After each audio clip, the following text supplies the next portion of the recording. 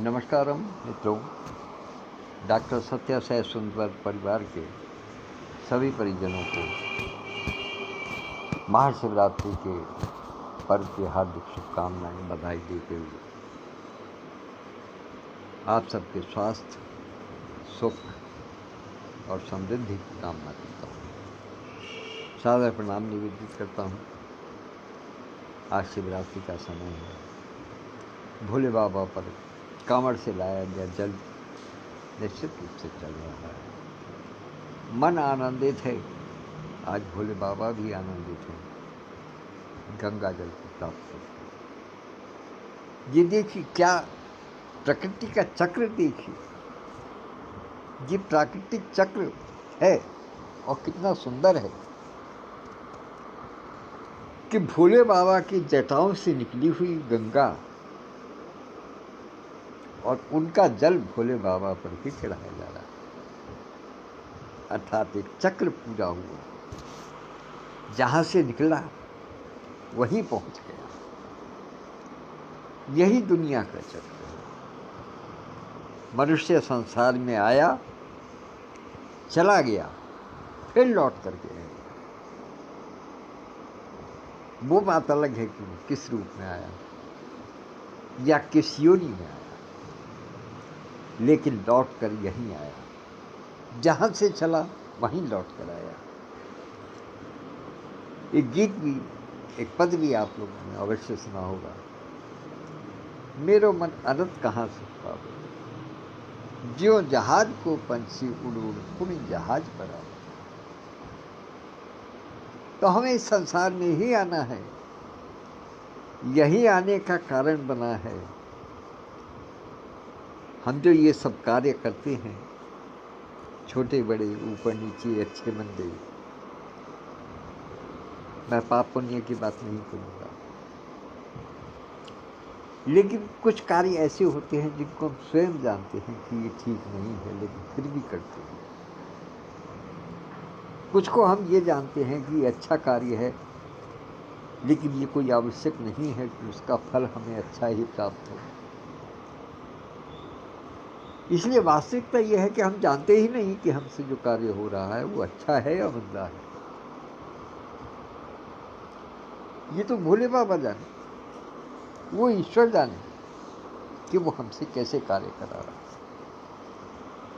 आइए भैया जी आज के इस अंक में कुछ थोड़ी सी सूक्ष्म रूप से बातचीत करते हैं, वार्तालाप करते हैं। पहली बात ये कि प्रसन्नता इस बात की है और इस पटल को इस बात का गौरव प्राप्त है कि पिछले कुछ समय से हमारे पटल पर जो भी साथी जुड़ रहे हैं, वो स्वयं में इतने विद्वान हैं, इतने प्रतिभाशाली हैं कि उनको पाकर के पटल गौरवान्वित है। वर्षा खन्ना दीदी को देख लीजिएगा, स्वाति कौशिक शगुन जी को देख लीजिएगा, आदरणीय शशि गुप्ता जी को देख लीजिएगा। कितने कितने लोग जो बिल्कुल एकदम नए, जो मैं कहना चाहूँगा कि जो एकदम बिल्कुल ताजे रूप से जुड़े हैं, कितने प्रतिभाशाली हैं। तुरंत प्रारंभ कर दिया अपना वाचन। और वर्षा खन्ना जी और आपके स्वाति कौशिक जी का, इनकी तो स्थिति ये है कि उन्होंने आते के साथ ही वाचन शुरू कर दिया, लाइव आना प्रारंभ कर दिया और अपने पटल को एक नई ऊंचाई प्रदान करने के लिए कमर कस ली।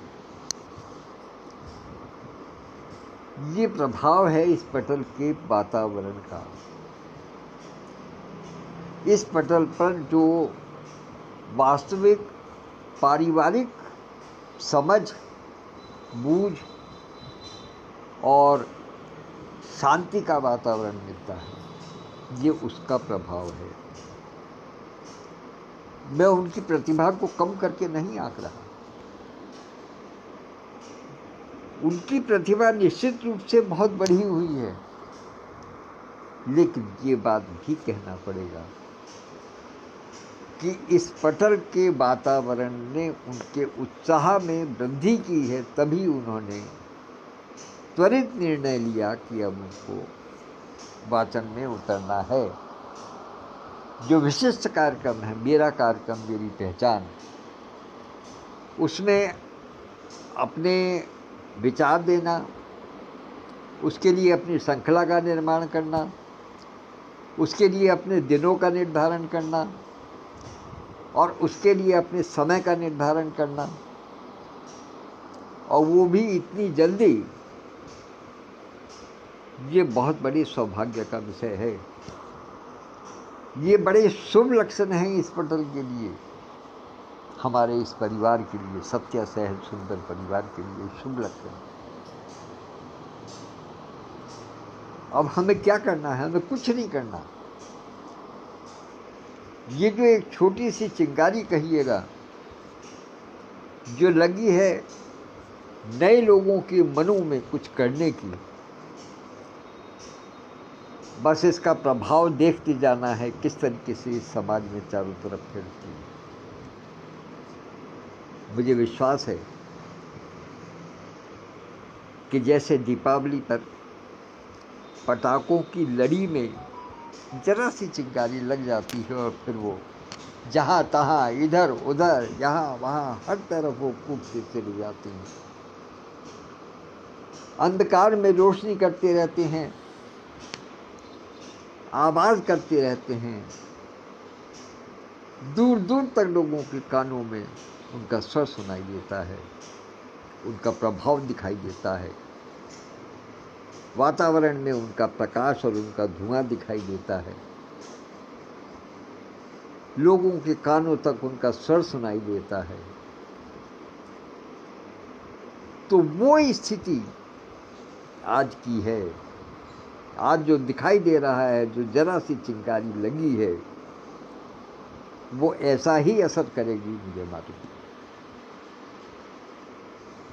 16 नवंबर 2024 के लिए जो बनारसी आकाशी मीट होने जा रही है, उसके लिए हर प्रकार से प्रयास हो रहे हैं। महामना मानस संतति हॉल जो निर्माणाधीन है, जो निर्माण कार्य चल रहा है, उसमें तन मन धन से सहयोग आदरणीय डॉक्टर सत्यप्रकाश पांडे जी कर रहे हैं।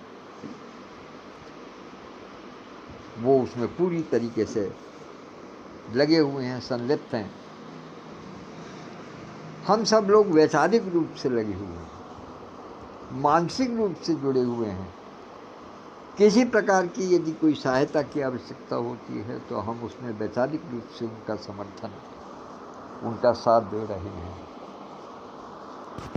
लेकिन दोस्तों, एक बात मैं कहना चाहूँगा बड़ी विनम्रता के साथ में, क्योंकि ये पटल किसी प्रकार की याचना नहीं करता। ये स्वयं में समर्थ पटल है, वैचारिक दृष्टि से, सामाजिक दृष्टि से और प्रतिभाओं के उन्नयन में लगा हुआ है। मेरा याचना नहीं है, निवेदन है कि जब ये इतना बड़ा कार्य हो रहा है तो मेरे जो साथी या जो सुनने वाले, कोई आवश्यक नहीं है कि वो पटल से जुड़े हुए हों, परिवार से जुड़े हुए हों, क्योंकि अक्सर ऐसा होता है कि हमारे पटल के वाचनों को सुनने के लिए हमारे वो मित्र भी आते हैं जो हमारी व्यक्तिगत टाइमलाइन पर जुड़े हुए हैं, लेकिन इस परिवार का हिस्सा नहीं है। वो व्यक्तिगत वाचक के पारिवारिक हिस्से में हैं, वो भी आते हैं इसको सुनने के लिए। और उनमें बड़े बड़े मूर्धन्य विद्वान भी हैं और धनवान भी हैं, विद्वान भी हैं, विद्यावान भी हैं। हर प्रकार के साथी इससे जुड़े हुए हैं जो वाचन को सुनते हैं। उनके मन में यदि कहीं लहर उठती है और वो ये समझते हैं इस बात को, मैंने बताया ना, बाध्यता किसी प्रकार की नहीं है, लेकिन यदि वो इस बात को समझते हैं कि हमारा पटल या हमारा समूह या हमारा परिवार, तीनों बातें इसलिए कह रहा हूं कि कुछ अनासक्त लोग, अनासक्त सुनने वाले जो एक साधारण समझ रखते हैं आभासी दुनिया की, वो इसको पटल मान सकते हैं। जो थोड़ा सा और अंदर घुसे हैं, थोड़ी सी और समझ रखते हैं, वो इसको एक होमोजेनियस ग्रुप यानी एक समान विचारों वाले समूह की संज्ञा देते हैं। लेकिन जो वास्तव में इसके विचारों से, इसके प्रयासों से, इसके वाचनों से, इसकी विचारधारा से प्रभावित हैं, वो इसको परिवार की संज्ञा देते हैं। भले ही वो इस परिवार के सदस्य हों या ना हों, इससे कोई अंतर नहीं पड़ता। क्योंकि मैं जानता हूं कि हमारे बहुत से मिलने वाले, बहुत से जानकार, कहना डॉक्टर सत्यप्रकाश पांडे जी का कि वो खिड़की में बैठ करके देख रहे हैं, वॉच कर रहे हैं, अवलोकन कर रहे हैं कि इस परिवार में क्या हो रहा है, कैसे हो रहा है। तो मेरा कहना उन सभी से है जो पटल समझ रहे हैं या समूह समझ रहे हैं अथवा परिवार समझ रहे हैं, मैं उन सब से, सबके संज्ञान में ये बात लाना चाहता हूँ कि हम जो ये कहने को एक बिल्डिंग है, कहने को एक भवन है, किंतु बनारस हिंदू यूनिवर्सिटी के निकट, जहाँ एक और संत रविदास का जन्म स्थान है, एक और जहाँ महामना मदन मोहन मालवीय जी का बनारस हिंदू विश्वविद्यालय है, वहीं दूसरी ओर महामना की मानस संतति का एक हॉल बनने जा रहा है। उसका कार्य प्रगति पर है, चल रहा है। तो उसमें जो भी साथी हमारे जिस प्रकार से भी सहयोग देने में सक्षम हैं, वो चाहे इसको पटल समझें, समूह समझें या परिवार समझें, अपनी स्वेच्छा से यदि वो कुछ इसमें योगदान देते हैं, समझते हैं इस बात को कि ये सहयोग के लायक कार्य हो रहा है, इसमें सहयोग देना चाहिए, उनकी अंतरात्मा इस बात के लिए गवाही देती है, उनका हृदय इस बात के लिए कहता है कि हाँ, ये करना चाहिए। तो मेरा निवेदन केवल इतना है कि वो अपनी अंतरात्मा की आवाज़ को सुने और जैसा भी संभव हो उस प्रकार का सहयोग इस कार्य में प्रदान। अब दूसरी बात पर आता हूँ। क्योंकि डॉक्टर सत्यप्रकाश पांडे जो इस पूरे पटल के सूत्रधार हैं, वो इस समय महामना मानस संतति हॉल और काशी काव्य कुटीर के निर्माण में लगे हुए हैं। स्वास्थ्य भी आजकल थोड़ा ऊपर नीचे चल रहा है, नरम गरम हो रहा है। माता जी का स्वास्थ्य पिछले काफ़ी समय से अव्यवस्था का शिकार हो रहा है। अव्यवस्था का कहने का मतलब ये है कि शारीरिक में जो उनकी जो क्रियाएं चल रही हैं वो थोड़ी अव्यवस्थित हो गई हैं, अनियंत्रित सी हो रही हैं।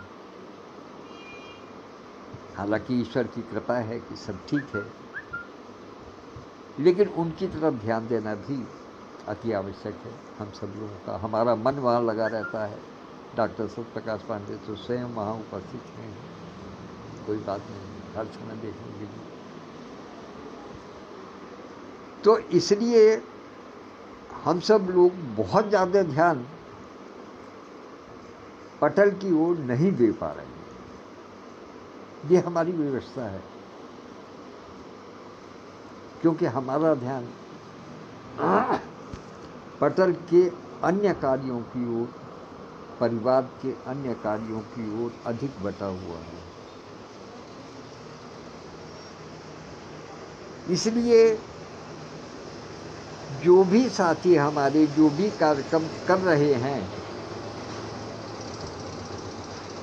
विशेष रूप से आजकल 4 कार्यक्रम चल रहे हैं, मैं जिनकी गिनती आपको करा देना चाहता हूँ। नंबर 1, मेरा कार्यक्रम मेरी पहचान।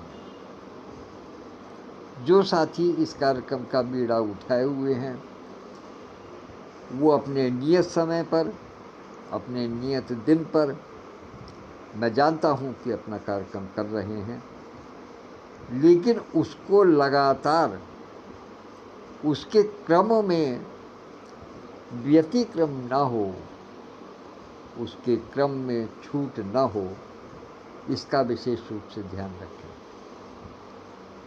क्योंकि पटल की गुणवत्ता की जो साख समाज में फैली हुई है वो सदस्यों के क्रियाकलापों से ही फैली है, और इसके लिए हम अपने सभी साथियों के प्रति आभार व्यक्त करते हैं। नंबर 2, शनिवार के दिन प्रस्तुत होने वाला आज के नवरत्न कार्यक्रम,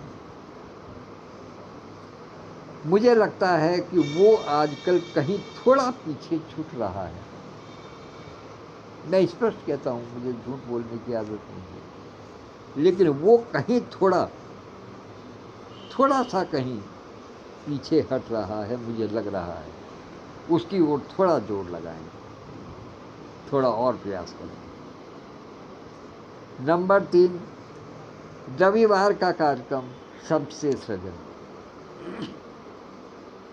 सब जानते हैं बहुत महत्वपूर्ण कार्यक्रम है, और जब से ये पटल प्रारंभ हुआ है, जब से समूह प्रारंभ हुआ है, जब से परिवार प्रारंभ हुआ है, तब से ये सबसे सृजन कार्यक्रम लगातार चल रहा है, और इसके क्रम में कभी कोई कमी नहीं आई है। स्वरूप इसका भले ही थोड़ा सा बदल गया हो, किंतु इसके क्रम में कभी कोई कमी नहीं है। ये लगातार चल रहा है और लगातार चलता रहेगा। तो तीसरा कार्यक्रम, और चौथा कार्यक्रम है डॉक्टर सत्य प्रकाश पांडे जी का प्राइम टाइम शो, जो 8 PM पर आता है। उस 8 PM में बहुत सारी व्यवस्थाएं हैं, बहुत सारी व्यवस्थाएं हैं, बहुत सारे कार्यक्रम इनके साथ साथ चलते हैं। जैसे how to solve your problem, मेरी किताब में क्या है खास, मेरे शहर में क्या है खास, मेरे आसपास कौन है, मेरे स्वप्न क्या हैं, विशेष व्यक्तित्व क्या है, और एक बहुत लंबे समय तक चलने वाला एक कार्यक्रम रहा जिसकी गूंज पूरे समाज में रही, वो 5 प्रश्न और मेरी कहानी। ये 8 PM के जो प्राइम टाइम शो हो कहते हैं जिसको टीवी पर, ये उस प्राइम टाइम शो के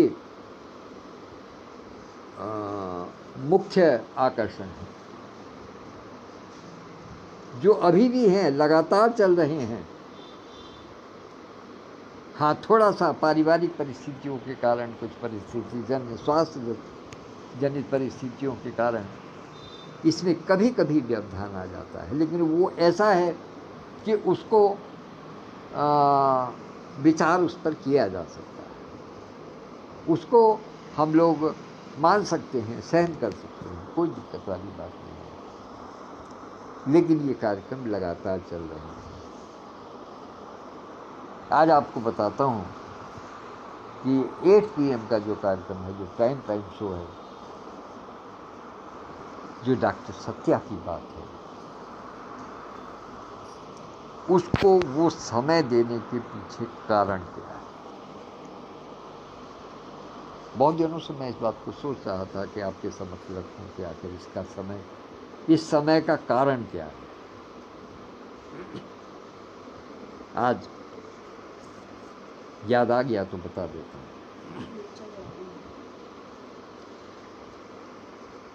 सब जानते हैं कि 8 PM का क्या ब्रांड है। पटर से इतर छोड़ करके सामाजिक व्यवस्था में जान लीजिएगा कि 8 PM ब्रांड क्या है। बस उसके सामने खड़े करने के लिए हमने 8 PM ऐसा खड़ा किया है कि लोग उस 8 PM को भूल करके इस 8 PM को अपना लें।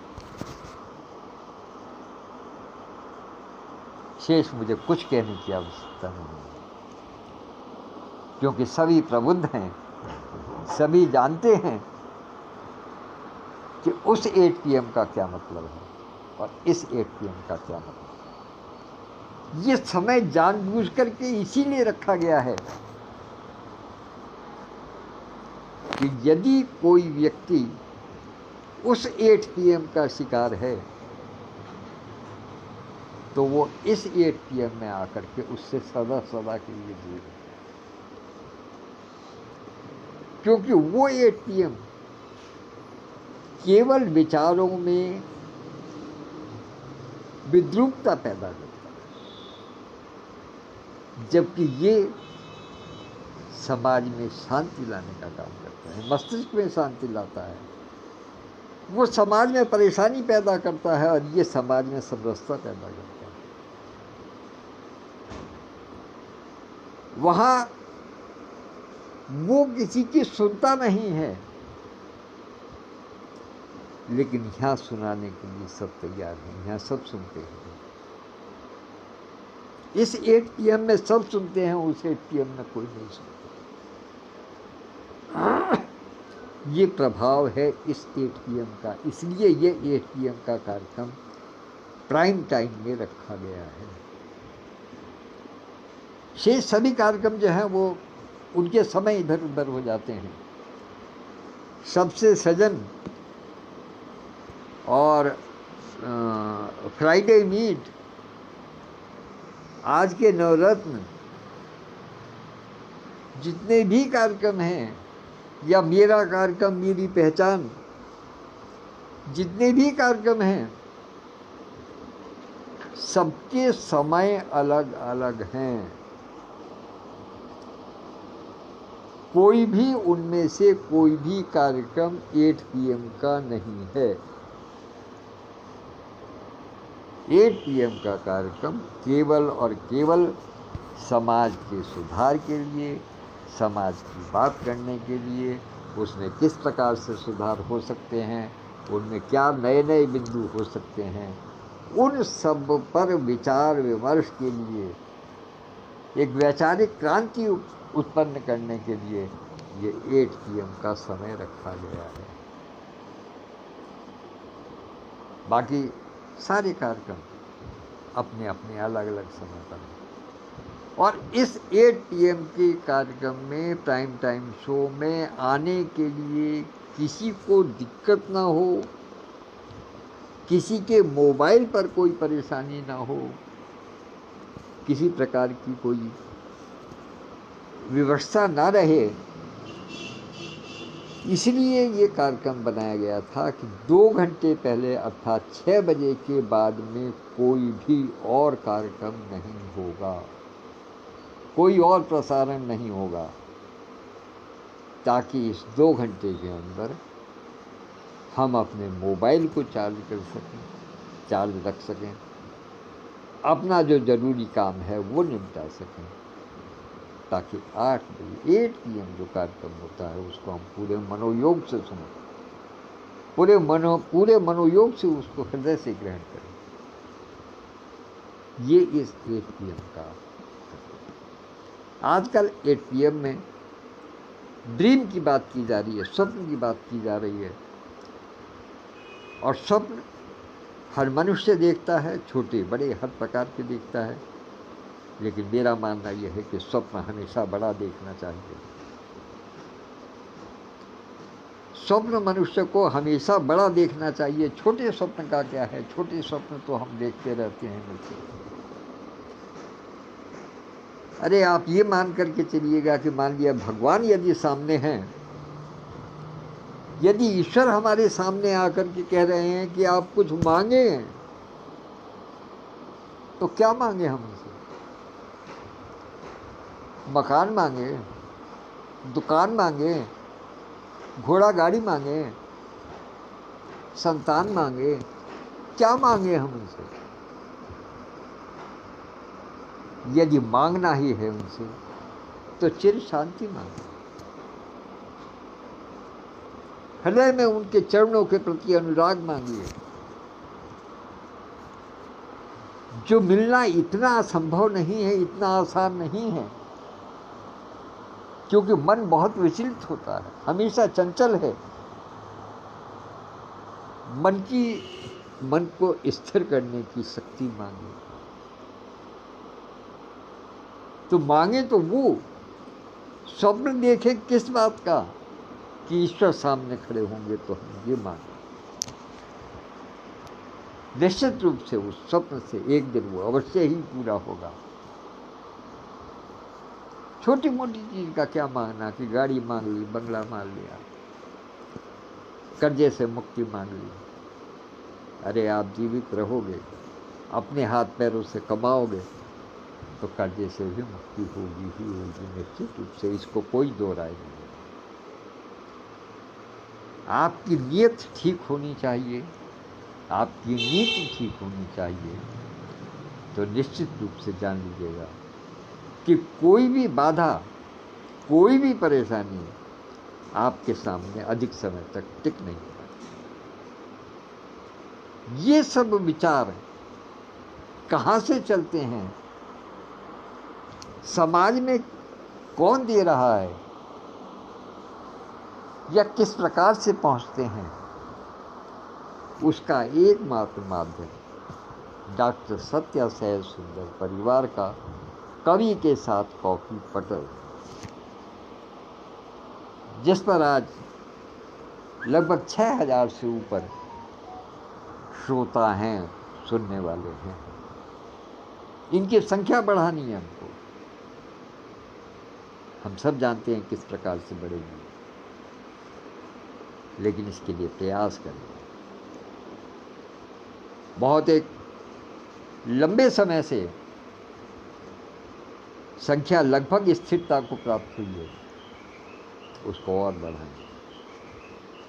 प्रयास जारी रखिएगा। जो मनुष्य प्रयास करता है, जो मनुष्य कर्म करता है, निष्ठा के साथ में जो कर्म करता है, उसके स्वप्न भी पूरे होते हैं, वो मंजिल भी अवश्य पाता है।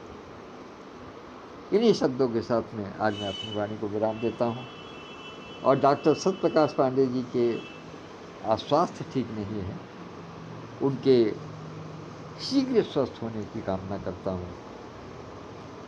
लेकिन ये कैसी विडंबना है कि आज उनका स्वास्थ्य ठीक नहीं है, आज वो उपस्थित लगभग नहीं के बराबर हो पा रहे हैं, और कल उनका साप्ताहिक अवकाश है।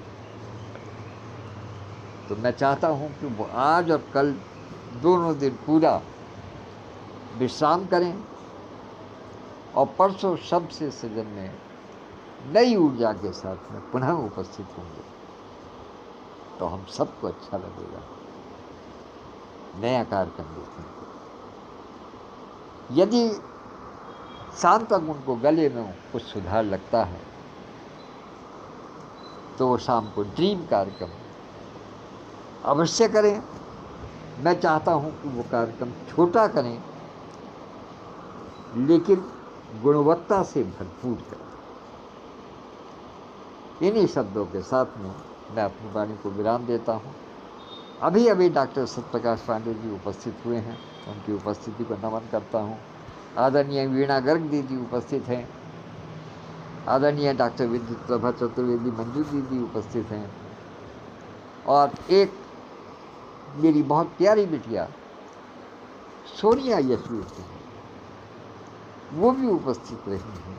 प्रारंभ में आई थी देखने के लिए, मुझे अपने पिता तुल्य स्नेह देती हैं। मैं उनको बहुत बहुत शुभाशीष देता हूँ और उनकी उपस्थिति के लिए, सबकी उपस्थिति के लिए नमन करता हूँ। और चलते चलते, चूँकि डॉक्टर पांडे अभी उपस्थित हुए हैं, उन्होंने मेरी बात नहीं सुनी, संभवतः नहीं सुनी होगी, लेकिन उसको दोहरा देता हूँ। मैं चाहता हूँ कि डॉक्टर सत्यप्रकाश पांडे शाम को 8 बजे का जो द ड्रीम कार्यक्रम है, उसमें बिना किसी एग्जर्शन के, अपने स्वास्थ्य के प्रभाव को देखते हुए कि उस पर किसी प्रकार का विपरीत प्रभाव न पड़े, छोटा किंतु गुणवत्तापूर्ण। मैं नहीं चाहता कि वो कार्यक्रम 1 घंटे का हो, 1.25 घंटे का हो, 2 घंटे का हो, 1.5 घंटे का हो। मैं चाहता हूं कि वो कार्यक्रम केवल 15 मिनट का हो, लेकिन वो 15 मिनट ऐसे हों जो कि समाज को एक संदेश देने में सक्षम हो। केवल 15 मिनट का कार्यक्रम, चूँकि आपको ज़्यादा बोलना आज उचित नहीं है, आपके गले में तकलीफ है, तो मैं जानता हूँ कि अधिक नहीं, केवल 15 मिनट का वाचन कीजिएगा। क्रम न तोड़ें तो अच्छा है। मेरे साथ में मजबूरी यह है कि मैं आपका साथ नहीं दे सकता, क्योंकि मुझको, मैं YouTube पर अभी मुझे लाइव करने की अनुमति नहीं है। अन्यथा हो सकता था कि मैं आपको ये कह देता कि ठीक है, आप छोड़ दीजिएगा, आज द ड्रीम कार्यक्रम को मैं संचालित करता हूँ।